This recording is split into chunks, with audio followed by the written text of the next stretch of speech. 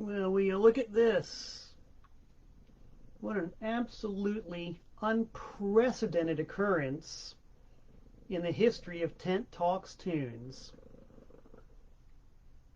Did anybody, I repeat, did anybody think they would actually see the day when I would open up an episode with Harry the Cat in plain sight and heard very clearly? Who would have ever thought? Look at this dude. He's on camera. Hi. Hello. That's my fine, furry, fuzzy, fang-faced feline friend here. I don't know if we're actually going out live right now. I just see a blue circle spinning around and around and around and around. I don't know if that means I'm actually on live or if anybody can see me or what. I really hope I am going out, because having Harry the Cat from the very get-go is truly no mean feat. And there he goes. He's gone. True to his form.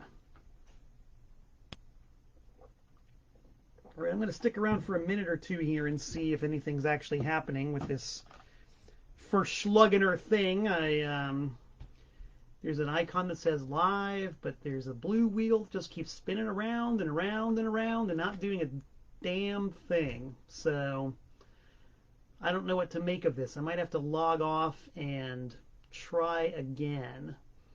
It's a very weird thing. You know what I'm going to do before I go through all the trouble of doing that? I'm actually going to get up, walk over to the next room, get my phone, and see if I can pick up this broadcast on my phone. That way I'll know if I'm really live or not.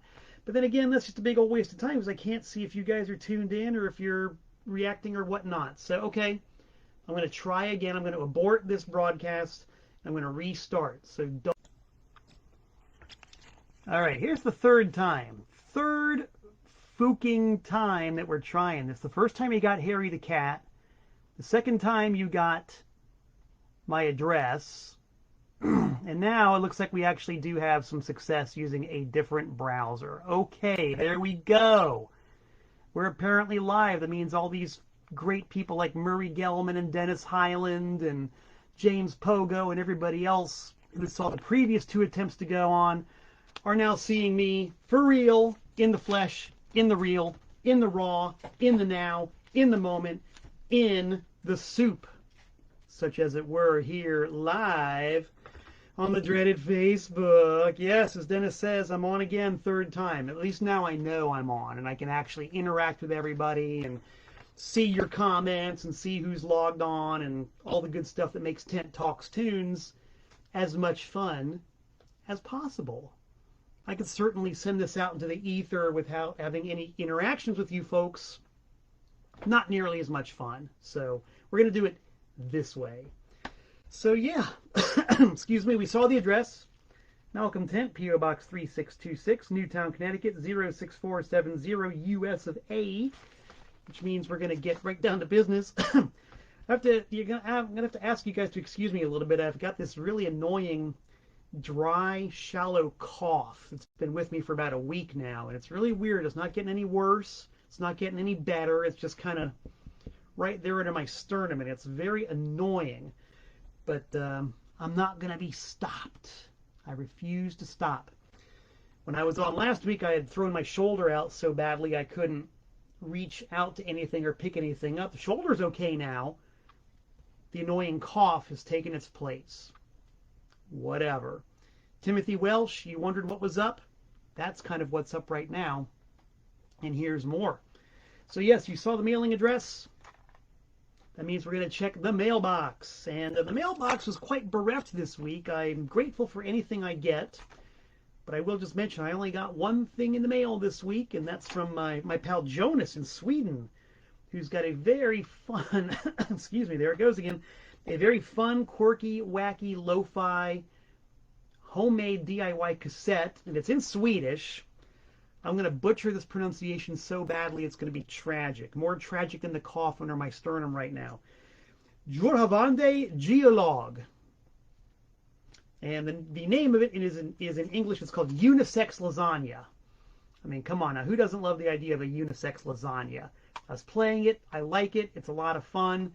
And rumor has it there are rumors afoot that I'm going to be back on the radio with my regular show, Mr. Tent's Wild Ride, on WNHU in West Haven fairly soon. I think the wheels are slowly turning and driving me in that direction. So theoretically, there will be an intersection once again of me and the FM airwaves, which also stream live on the internet. So we'll just sort of keep that in the back burner a little bit. All right, so let's get down to business here. Even more business, I should say, after taking a swig of Danbury tap water.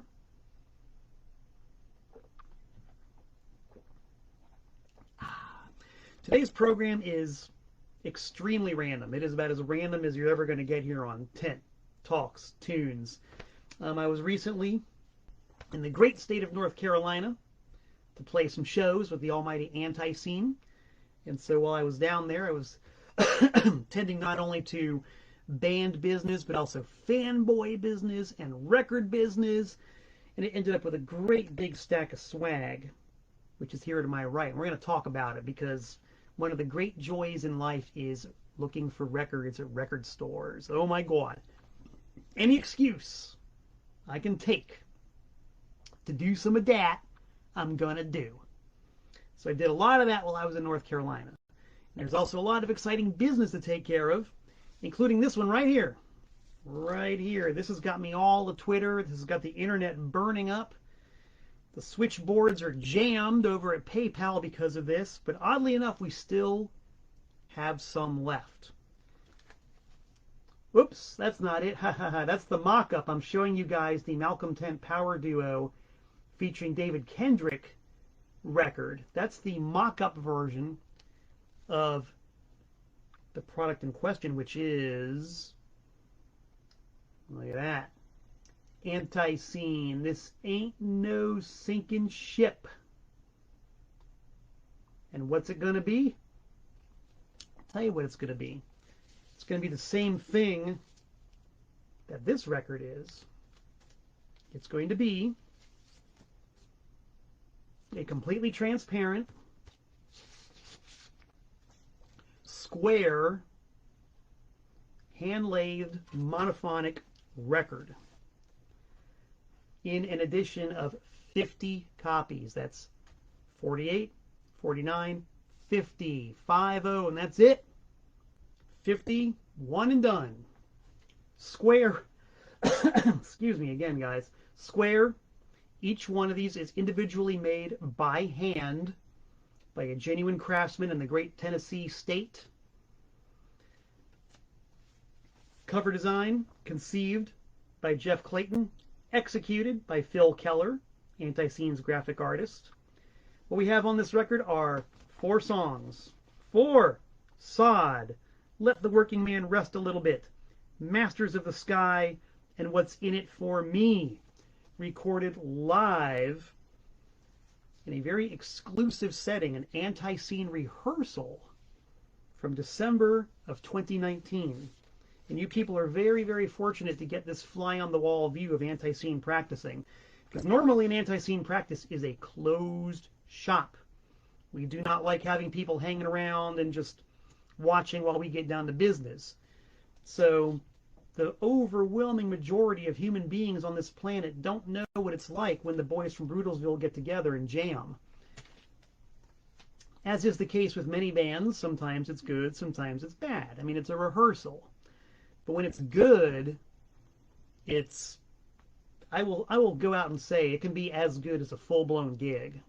When it's usually like the last rehearsal before a show, and the band's all we're firing on all cylinders, we're all hopped up and ready to go, excited to play. Jeff is with us, and it burns, baby, it burns. And that's what this rehearsal was like. This was the last rehearsal before our Christmas show at the Tipsy Burro in 2019. And as always, I had my 16-track recorder with me. Got a killer recording of it. Asked Clayton if it was okay to do this. He said yes. I'll design the cover. You'll expedite the release, and it will happen. So it's at the manufacturer right now. The records are as we speak. We expect to have them in hand in about 6 weeks. I did a big pre-order mention of this when I filled in for Jeff on his great program, Break On Through, which airs every Tuesday on the ANTiSEEN Facebook page. It is, of course, archived on the official ANTiSEEN YouTube channel. So I pre-sold this last week. We are already more than halfway sold out on this thing right now, and I sold a couple today as well. So if you want one of these, of which there are only going to be 50, you got to get on the case now. You cannot waste time. You got to jump up. You got to make your voice heard. Got to put your money where your mouth is. The price for one of these things is $30, $13 post-paid in the US of A, $45 post-paid overseas. The PayPal address is right there for all to see, mt@malcolmtent.net. I guess cold hard cash is an option, but really just for the interests of making it as easy as possible and having a paper trail and everything, use the PayPal, use the Venmo, mt@malcolmtent.net. The sooner you act, the less miserable you will be, because you will most likely not have missed out. We're more than halfway sold. So get it. Don't blow it. Don't futz it up. Do not live forever in the fields of regret.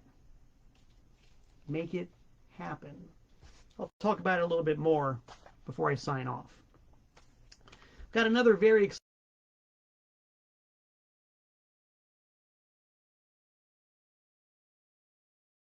my fabulous label, TPOS.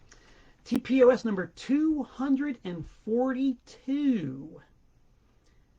I just wrapped this one up yesterday, and it was very, very easy. I don't know if y'all saw a couple of weeks ago, I had as a special guest on Tent Talks Tunes my mentor, Leslie Wimmer, and we were talking about the great compilation entitled The Land That Time Forgot, Florida, 1982, great album.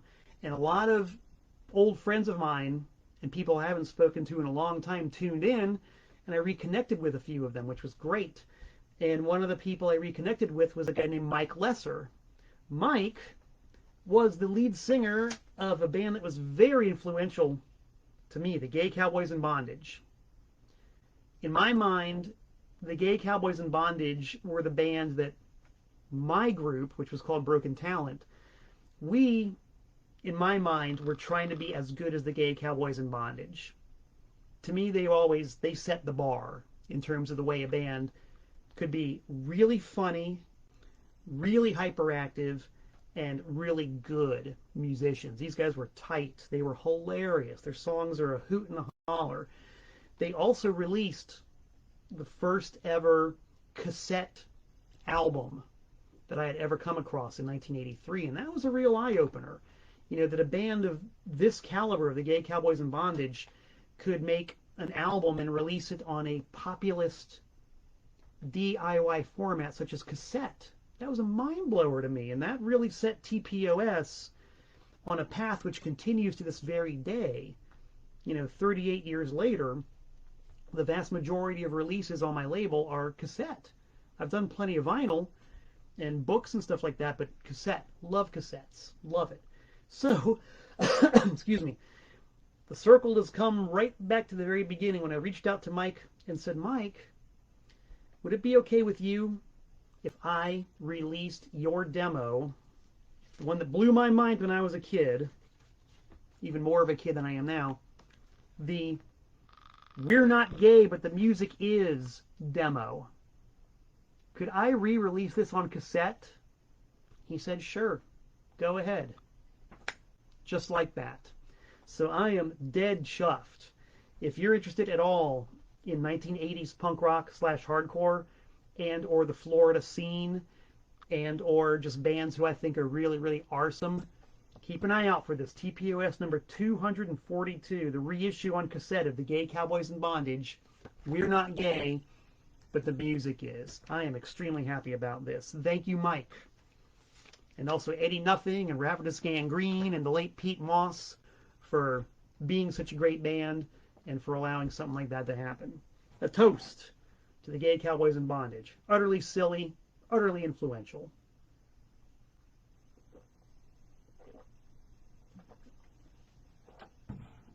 All right, let's scroll down a little bit, see who's on. Hey, everybody's there. Great, yay. Leslie Wimmer herself is tuned in right now from Vermont, the beautiful, beautiful state of Vermont. Stefan from Sweden. Got your compatriot right here. Jonas from Sweden sent me a cassette. Pretty cool, huh? Love it. That is, if Stefan, you see, I'm so terrible with names and places and locations. Stefan, you are from Sweden, right? And not Australia or New Zealand. Please tell me I was right. Please. All right, let's talk about some fun stuff. Not just releases and business. Cool, fun stuff. So I mentioned before, and really the entire motivation behind what I do is that I'm a fan. I'm a fanboy. I'm a total raving lunatic fan. Record collector. I just love all the trappings of rock and roll. I love the objects. I love the records, the tapes, the CDs, the posters, the books, all that stuff. I'm the kind of guy who, at a show, once the bands are done playing, you'll see me scampering up to the stage to grab all the set lists. I'm that kind of a guy, and I'm unrepentant about it, baby. I'm 56 years old. I'm going to be 57 next week, and I'll still be scampering all over the stage to get set lists because I think set lists are cool. They're real tangible parts of the show itself, you know. This is what the band actually looks at in order to know where the hell they are in the set. And I save them, and I also save them from the bands I'm in, including the almighty ANTiSEEN. So we played a couple of shows last week, and you better believe, baby, I got this set list from our gig at the Tipsy Burro, including the handwritten last-minute edition of our version of Psycho Killer, which we did not plan on playing at all. That was not a part of the set. But we got a last-minute request from a young man who was a big fan and really knew his stuff. And it's kind of the same deal. We're not really known for playing requests, but in this case, we couldn't refuse. So, last-minute edition of Psycho Killer, right there between Sabu and I Don't Ask You for Nothing. Save that one. Got this one from Rehearsal. This is a great big handwritten set list that laid on the floor of the rehearsal studio that everybody would refer to. Got this one right here. This is my personal handwritten set list. This is the one that I use, I should use before I went down to North Carolina to play the gigs. So I would have this on my living room floor, and I would go through these songs every night for over 2 weeks before the shows to make sure I was tight and right. We also got a set list from the night before our big gig in Charlotte. We played in Spartanburg, South Carolina, our home away from home. This one's got the handwritten edition of Sabu, which we at first weren't going to play, but it's like, how can you not play a song as awesome as Sabu, written by our drummer, Sir Barry Hannibal? If you want to see a killer live version of Sabu, go to YouTube and look up ANTiSEEN versus Lexington. ANTiSEEN versus Lexington. And you'll see what Sabu is all about. What other kinds of fun stuff did I scrape off the ground here? I got another set list from Spartanburg. I'm just that kind of a guy. I dropped something, I will pick it up. Set list. Here's another set list from a band who shared the stage with us. Hembre and the Satan Sisters. Good friends, good band. Their set list from that night will be a very happy and proud addition to my set list collection. Hembre and the Satan Sisters. We also got some real ephemera. Like, we played a couple of songs on this last go-round that were from real left field. A brand new one. A brand new song that's going to be on our upcoming album called... What is it called anyway? Wreck Everything. The song is so new I don't even remember the title. Wreck Everything. Here are Jeff Clayton's genuine handwritten notes featuring honest-to-God bloodstains. Blood-stained crib sheet in the hand of Jeff Clayton himself. And I'll tell you, gang, I didn't just scoop it right off the ground after we were done. This thing sat there for a while before I grabbed it. So, you fans out there, you didn't grab it. So I did. I'm a fan. I'm a collector. And we also did a kick-ass version of Are You Sure Hank Done It That Way? The great timeless song by Waylon Jennings. We did it. And so I was, of course, duty-bound to grab the lyric sheet from that, which was taped to the monitor in front of Jeff. And the magic moment resulted from the use of this sheet. I need this stuff. I gotta have it. I just got to have it. So set lists and cheat sheets and fun stuff like that. What else does a fanboy like me collect from his own band? Well, autographs. I'm on this record. I want it autographed by my compadres in ANTiSEEN. So I got everybody to sign it. Got everybody to sign the Live from Quarantine Volume 1, which as of this moment is out of print, but is being reissued. 3 different copies, 3 different colors, all signed. And yes, I am a comprehensive dude. I made sure that the ANTiSEEN ring announcer, Jason Griscom, signed it on the back as well. He's on the cover. I want his signature. I got it on all 3 records, 3 different colored vinyls, 3 different sets of signatures. Oh, I am happy as a vegan pig with corn stalks. Mine, mine, mine, mine, mine. And just in case, you know, people might say, well, you know, it'd be very easy for you to sell those on eBay.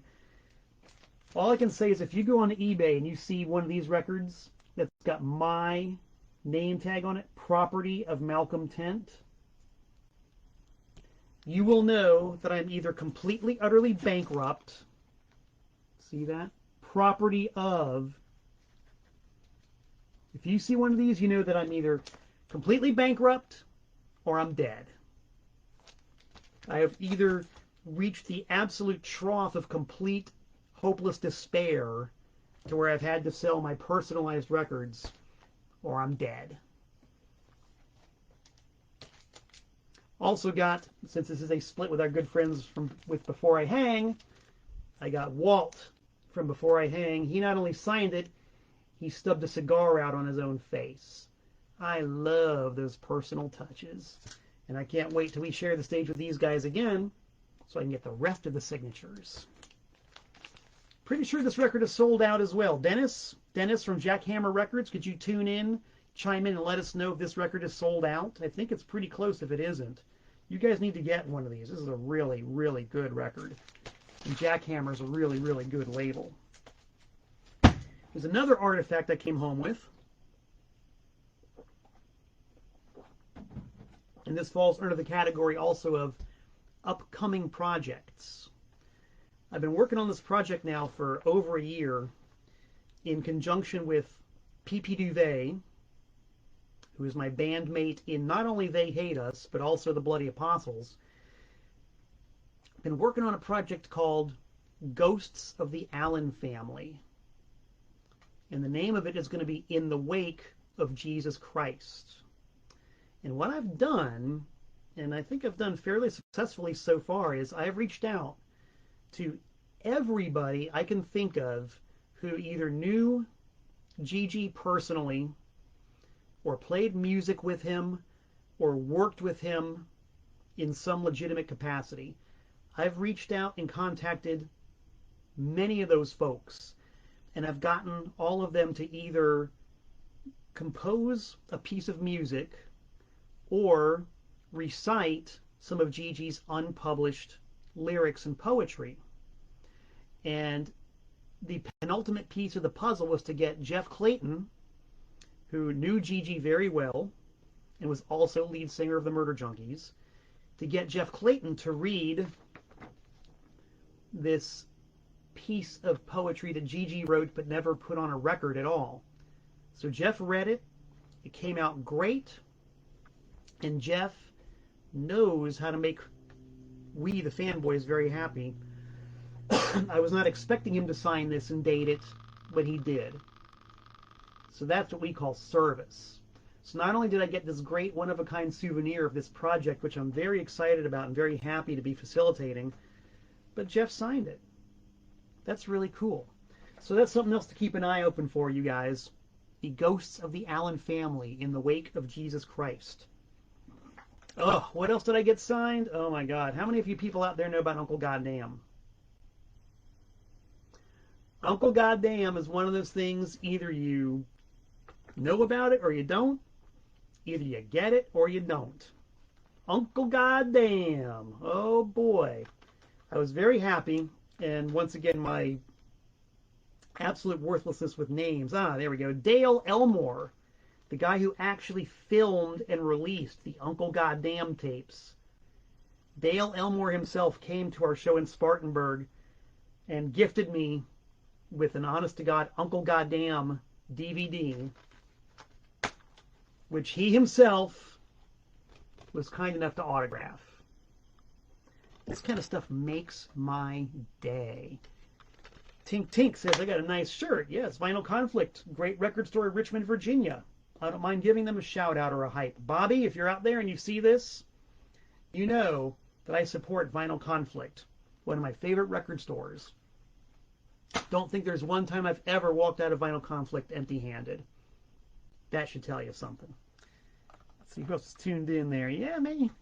How many of you guys out there can relate to this? I mean, am I just talking into the wind? Do you guys appreciate autographs and artifacts and fun stuff like that as much as I do? And if you do, what are some of your favorite autographs? Like, what's a really cool autographed item that some of you guys have?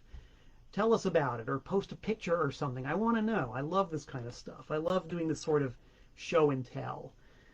I made sure I got autographs for another great DVD, Come Get Some. The timeless classic ultra uber lo-fi zombie flick made by our friend Jason Griscom, who I mentioned earlier. I got Jason to sign it, I got Jeff Clayton to sign it, and I got Sir Barry Hannibal to sign it because they're all in it. ANTiSEEN feature prominently in this great low budget zombie flick, and it's a great movie. I really like this. This is a lot of fun, and to get it signed by the guy who put it together and a couple of the dudes who are in it, thrill and a half. So that's the fanboy aspect of tonight's episode of Tent Talks Tunes. Yes, Callie, I'm looking forward to it as well, man. Ghosts of the Allen Family. It's going to be really neat. So let's talk about some of the stuff I picked up while I was in North Carolina, and maybe some points in between. Yes. So as y'all may know, the way that I put my vegan butter on my whole grain bread is that I run a record label, TPOS. TPOS, baby, on Discogs and eBay. So I don't have distribution. I am very happy to say that I have never once in my life been burned by a distributor. The reason being, I've never had distributors. Well, I'll take that back. Back in the 90s, I did have one good distributor in San Francisco who, they never ripped me off, but they totally, at one point, they just completely dropped the ball. So I was kind of done with them. And then I had a distributor in New York City, the late and not lamented Dutch East India Trading Company, who handled one of my titles and went so far out of their way to not pay me that I swore I would never do distribution through a third company ever again. By the way, Dutch East India did pay me. They did pay me.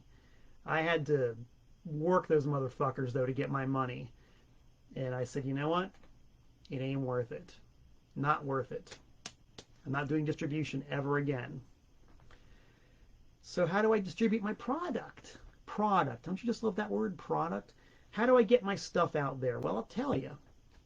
When I'm on the road, either on tour as a traveling punk rock minstrel with my acoustic guitar, or with ANTiSEEN or ANTiSEEN, those guys there, I load my car up with TPOS titles, records, tapes, and the odd CD, and I drive from town to town in this great land of ours, and I stop in every record store I come across that looks like it has a clue. I walk in the door and say, "Hi, I've got a label. Want to buy some stuff?" And if they have any sense of good taste whatsoever, the answer is yes. And they buy things. Of course, we all know that a minimum of half the fun of being in a record store is browsing through the stacks and looking for the next big score and trying to fill the holes in the collection. God, I love it. And I love doing it when I've got a nice, healthy trade balance with said record store. If they buy anything, I say, "Yeah, don't give me the money just yet.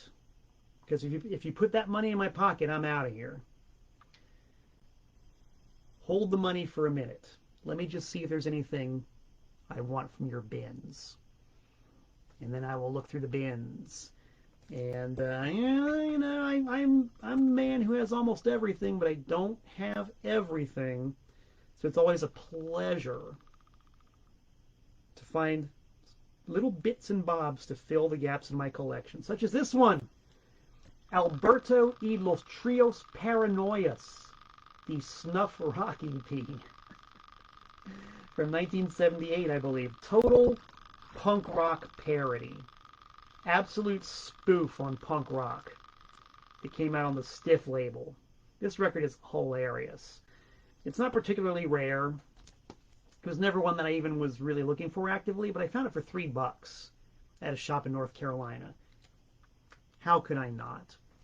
So I got it now, and I'd would like to thank my friend Steve Robbie. If you're watching, Steve Robbie, a.k.a. 70 Steve, a.k.a. Raven Steve. Raven Steve, you turned me on to this record many years ago. Now I finally got one.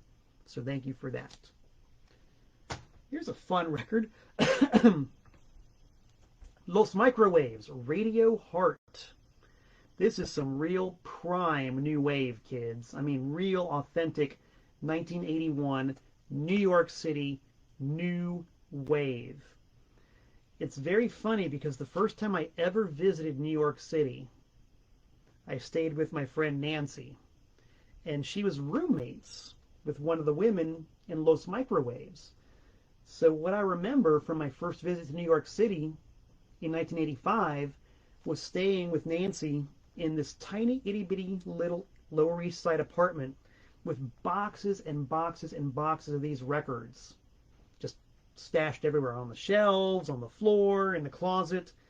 I don't know how many of these they had.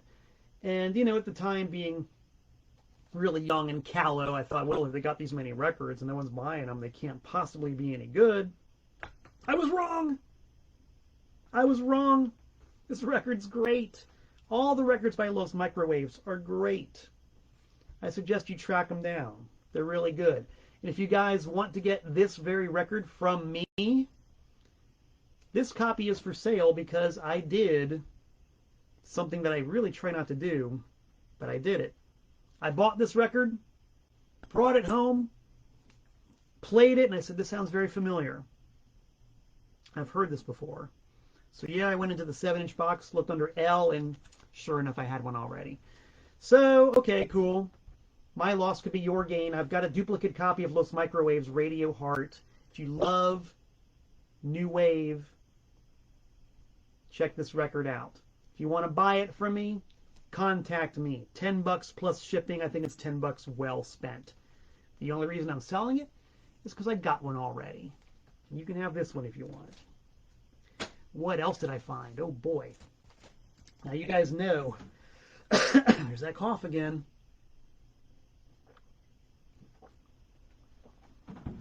You guys know that I'm a complete and utter mark for Grand Funk Railroad.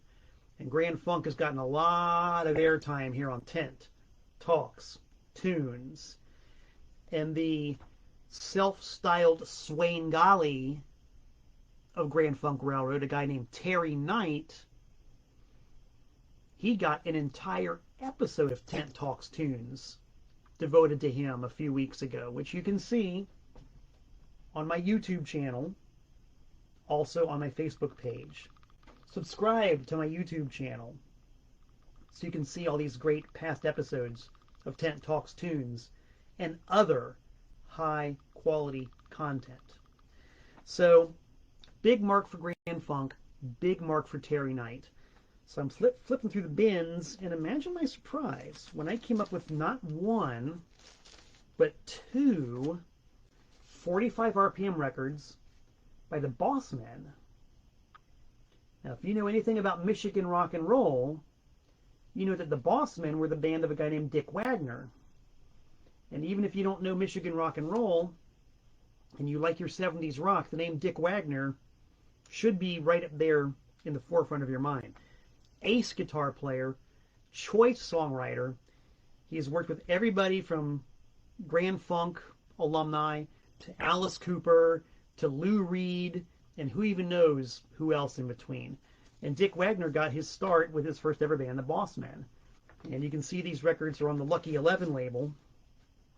The Lucky 11 label was from Detroit, and that's where the early sides by Terry Knight and the Pack appeared, which was the pre-Grand Funk garage band that Mark Farner and Don Brewer, and by extension Terry Knight, were in.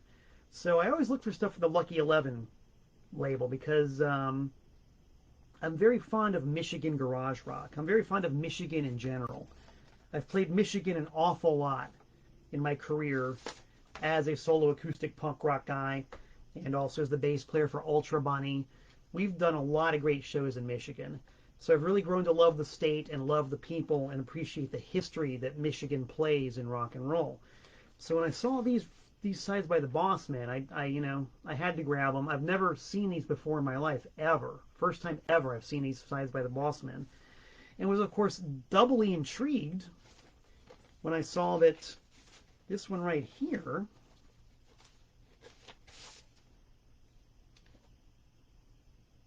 it's not that one, it's this one, the one I had a second ago. This one was actually produced by Terry Knight. The B side is You and I, and the A side is Baby Boy. Produced by Terry Knight. The only Terry Knight production I'm aware of from that era that's not Terry Knight and the Pack. And also by extension Grand Funk. He went on to produce some stuff later, but this is the only early production I've ever seen by Terry Knight.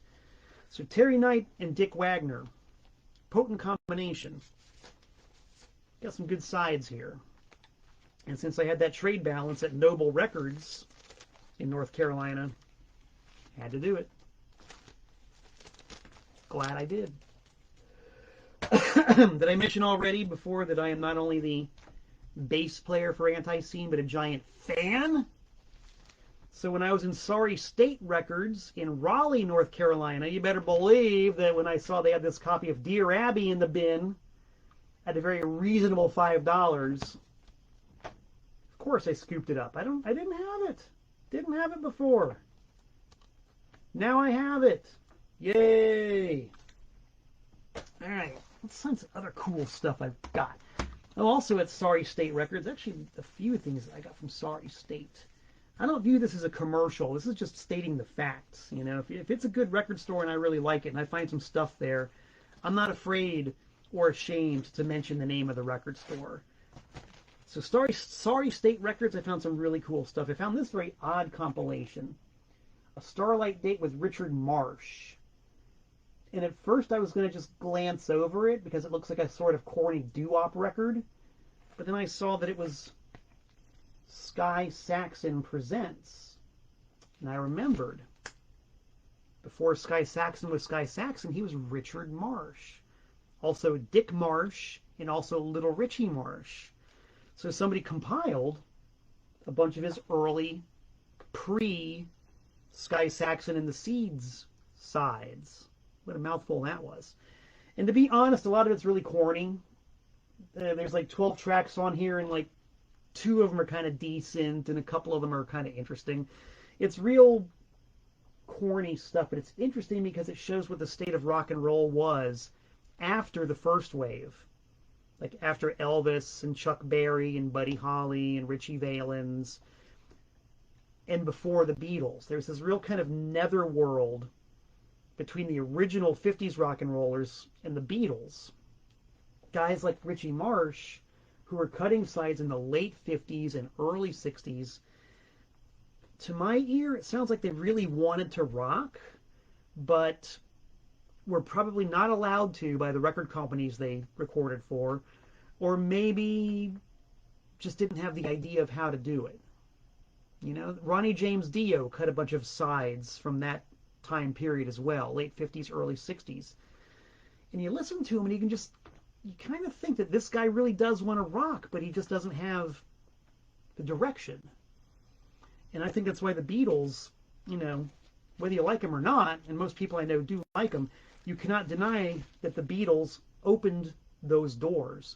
So a guy like Richard Marsh, who was kind of flattering around, having to sing this real corny, kind of poppy, but, you know, not quite rock and roll stuff, all of a sudden, he had a direction. And he could rock. And record companies would take a chance on this rock and roll stuff again. Whereas before, it was box office poison.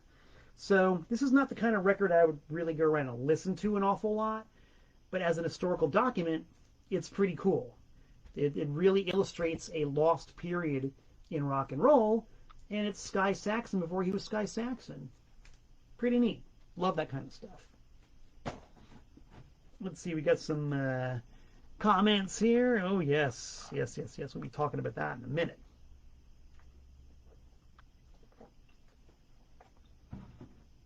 If any of you guys saw either the Break On Through or the Tent Talks Tunes where I had Jeff Clayton as my guest, you'll know that we were getting down big time with Alice Cooper and talking about some cool Alice Cooper albums. Well, wouldn't you know it, a couple days later when I was at Sorry State, I found not one, but 2 really neat, awesome Alice Cooper albums. Now, I'm not going to dissect these in depth because I've already done that, and you can go to YouTube and see the dissection.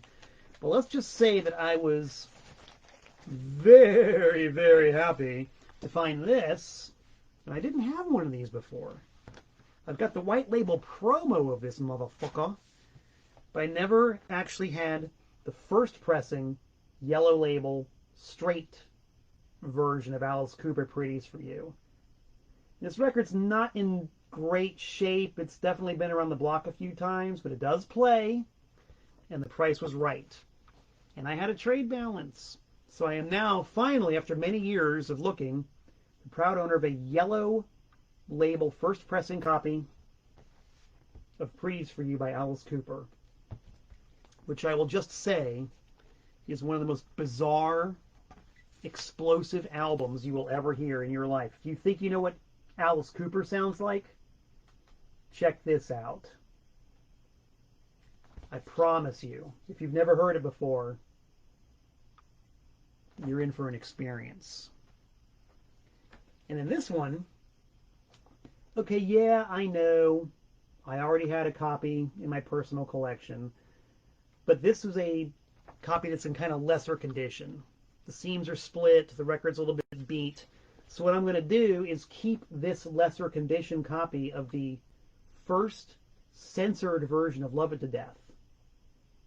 Now you guys might know the story. The original cover had the full band picture with Alice with his thumb stuck out at a rather provocative spot. So of course people freaked out. The cover immediately had to be recalled, and the first version they came out to get rid of the thumb problem was they just centered the image with these great big white stripes on the top and on the bottom. And I'll give them credit because they also did it on the back. So it's at least graphically consistent. Actually looks kind of cool. And I do believe, and of course I always welcome correction. I do believe this is the rarest version of the album. Like when they reissued it after this and they airbrushed the thumb out, those are about a nickel a dozen. And I've seen a fair number of the original thumb cover. But this is really only the second or third of the stripe cover I've ever come across. So if you guys are Cooper completists, this is a good one to have. And I'm a collector, but I'm not a huge stickler. So what I'm going to be doing is taking my mint pristine copy of the stripe color cover and selling it, and I'm going to keep the kind of beat up one just so I can have it, you know, just so I have a version of it. So if any of you guys out there want a really nice copy of this rare version of Love It to Death, talk to me. Make like Ace Frehley and talk to me. I'm sure we can come to a gentleman's or a lady's understanding. And you can have my personal minty fresh version, which has been in my collection for a number of years, of Love It to Death by the band Alice Cooper. What else did I find? Truly one of the most bizarre, strange, weirdo records ever made. This is another one I have one of already. I bought this one because the price was right, specifically to flip. Because, yes, I am a collector. Yes, I am a fanboy. I am also, on occasion, a responsible businessman. So I got this record with the sole intention of selling. And I gotta tell you guys, gotta tell you gals, this is a weird-ass record. Yes, it's Mae West. Mae West, the fossilized star of screen and stage, who recorded an album in the late 1960s of all rock and roll songs. And there she is, Miss West. She pioneered plastic surgery and body sculpting and looking like a complete mummy decades before the current crop of movie stars and rock and rollers did. I think she was somewhere in her 70s when this album was made. Sorry guys, but a 70-year-old woman does not look like that. That is unnatural, that is weird, that is bizarre. If you're going to age, age gracefully. Whew. All I can say is you've never heard anything until you've heard Mae West doing Great Balls of Fire, whole lot of shaking going on, and Light My Fire especially. Man, I don't know who thought this would be a good idea. And actually, in a lot of ways, it was a good idea because it's one of the funniest, most bizarre records you'll ever hear in your life. I've already got one. I recommend it. You want this record. First $10 plus shipping takes it. If you're a fan of the absurd and the bizarre, James Pogo, I see you've been chiming in. James Pogo, I know you got this one. What's your opinion of this one, brother? I've got to hear what you have to say about this one. As Callie Hellstrom points out, she was also good friends with Criswell. Could Criswell have predicted this? Even if he did, no one would have believed it. I think she's got at least one more album out called Way Out West, which is every bit as strange and wonderful as this one. It's for sale. Speaking of strange and wonderful, oh man, I found this one while I was out at Lunchbox Records in Charlotte, North Carolina. This is another totally bizarre thing. You just got to wonder, what the H were they thinking when they came out with this one? My Father the Pop Singer by Sam Chalpin. Now, reading the liner notes on the back kind of gives it away. They were trying to cash in on the Mrs. Miller craze of the day. If you don't know Mrs. Miller, look her up. More satisfaction guaranteed. So, this guy, Ed Chalpin, and if you know the Jimi Hendrix story, you might know Ed Chalpin. Ed Chalpin. Who is Ed Chalpin? Ah, Ed Chalpin. He's the guy who had Jimi Hendrix in the studio with this second-rate band called Curtis Knight and the Squires. Jimmy just showed up one night to jam, because I guess he knew Curtis Knight from the old days of the Chitlin circuit. Jimi Hendrix shows up to jam. Ed Chalpin says, well, Jimmy, I'd love to have you jam, but before you jam, you got to sign this contract. So Jimmy signs the contract. They start jamming. It's in a recording studio. Of course, Ed Chalpin rolls tape on the session, and therefore Jimi Hendrix is contractually bound to this guy for this session.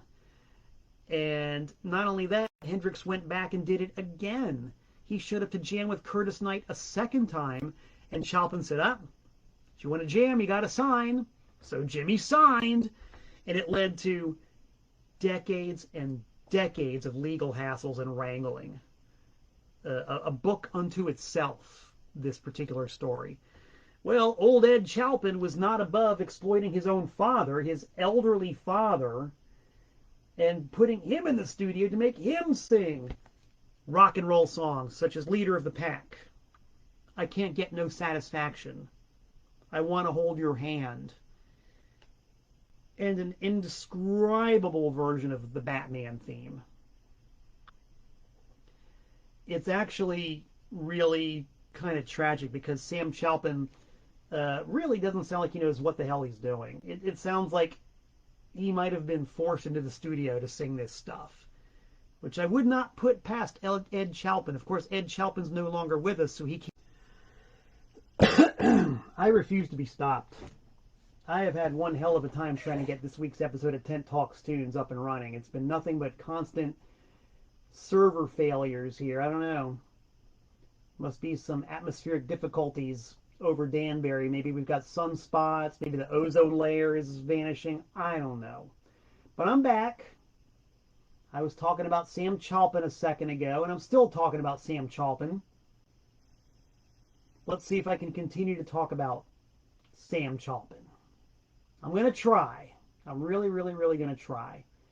We're just going to leave it where I did before. This record is incredibly strange, incredibly wonderful, and incredibly essential, and a long time want of mine. Thank you. We got a couple more to talk about here. Actually, just a few. Just a few. Make sure everybody's in and watching. I'd like to see a show of hands from somebody, a virtual show of hands for anybody who can tell me that they are there. Actually, I know you're there. It's fine. This is a record that I found. Where did I get this one? Was this at Noble Records? Was this at Lunchbox? Where was this? This was also at Noble Records. I guess somebody traded in a whole lot of records who used to live in Michigan or was either really into Terry Knight, because I found this elusive but not very sought after record. And as we all know, just because a record is rare doesn't mean anybody wants it. I'm probably the only guy who walked into Noble Records in any length of time who was actually excited to find the second album by Mom's Apple Pie. Yep. Now, for the whole story about Mom's Apple Pie, excuse me, once again, I recommend that you go to my YouTube channel and look up my episode on Terry Knight, because I went into the story of Mom's Apple Pie in great detail. So if you heard that story, then you know that this is the second album by Mom's Apple Pie on Terry Knight's ill-fated label called Brown Bag Records. I am either happy or dismayed to report that the second Mom's Apple Pie record is at least as workmanlike, shall we say, as their first album. Which means I played it once, and I don't foresee ever playing it again. Not because it's bad, but because, as the aforementioned Leslie Wimmer said, she said it sounds very common. And I thought that was a very good way of putting it. Great musicians. There's just nothing to really set them apart from the pack. what's, to me, the most interesting thing about this record, besides the fact that it was part of Terry Knight's extremely ill-fated post-Grand Funk career, is that it's got Terry Knight graphics on the front and on the back, which you would not recognize as Terry Knight necessarily, but the gatefold sleeve, classic Terry Knight graphic design. Just a simple 2-panel black and white photo of the band in action. I mean, it just looks great. No matter who it is, it just looks great. So it was priced to move at $5. I don't know if I would have paid $5 cash for it, but $5 trade, I did it. And I'm still on the hunt for the first Mom's Apple Pie record, but it's kind of the same deal. I'm not going to pay $5 cash for it. $5 trade, maybe, not cash.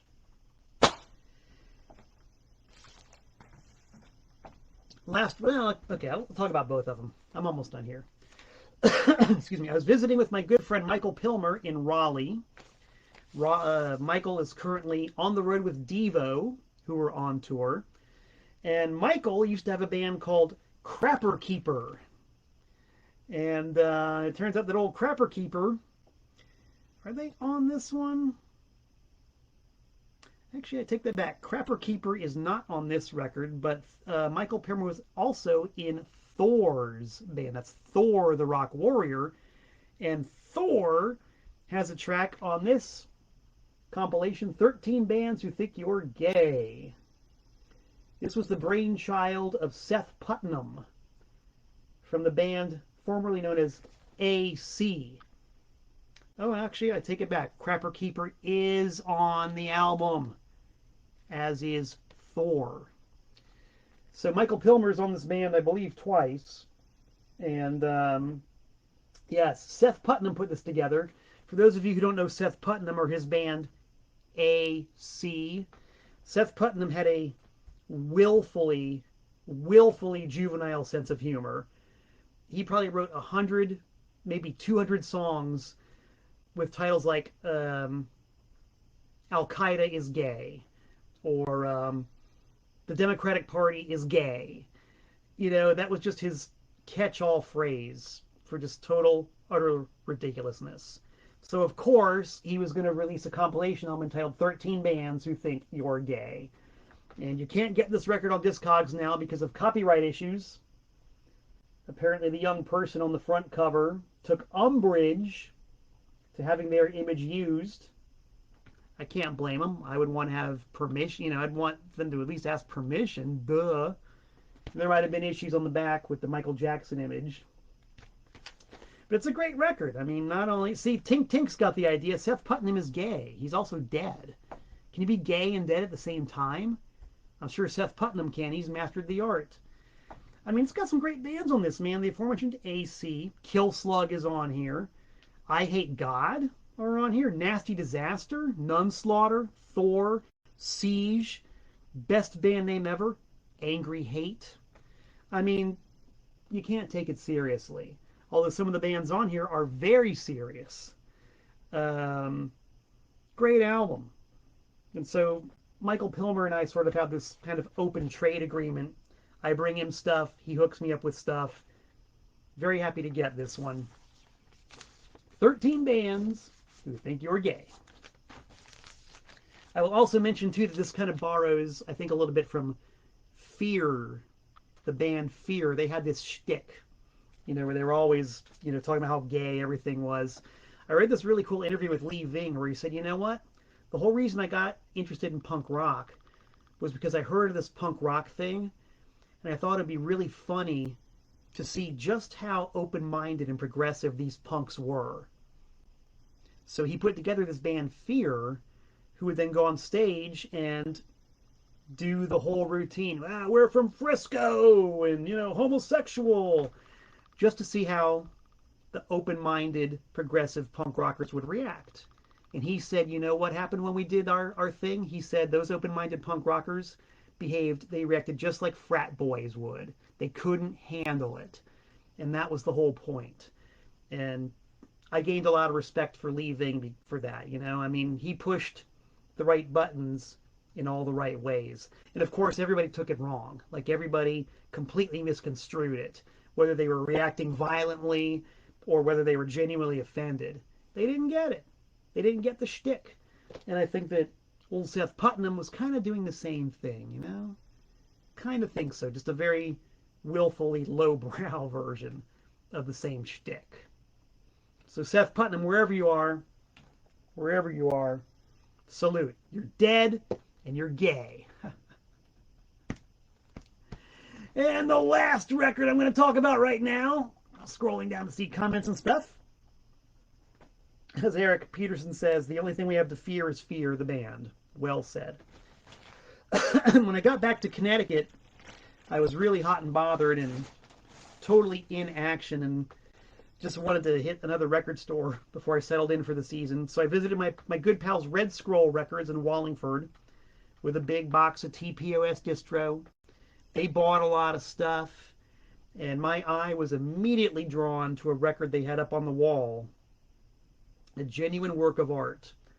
But it's kind of the same deal. I might not have bought this record. In fact, I know I would not have bought this record for the price asked. But I had a trade balance, and the money wasn't in my pocket yet. So I said, you know what, guys? Do me a favor and grab this thing off the wall. Grab this Super Deluxe Bobby Beausoleil boxed set. Grab that thing off the wall. Take it off the money you owe me, and we'll call it even. Excuse me. They were happy to do so. I was happy to receive it, and now I'm happy to own it.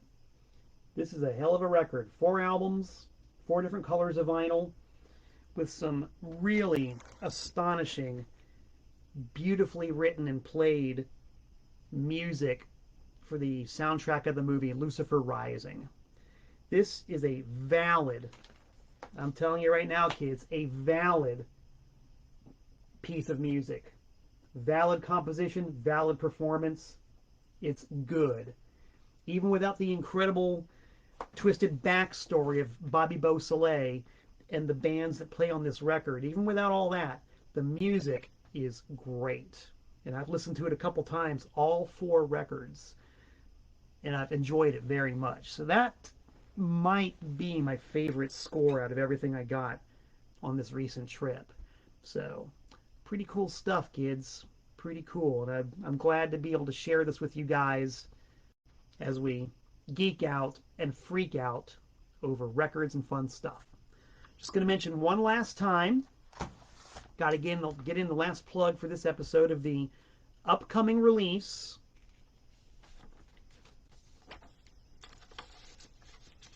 of ANTiSEEN.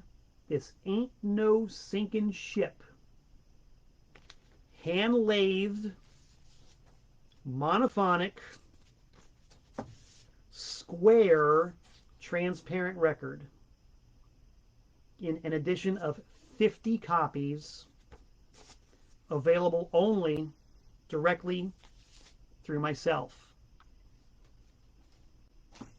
The PayPal address, mt@malcolmtent.net.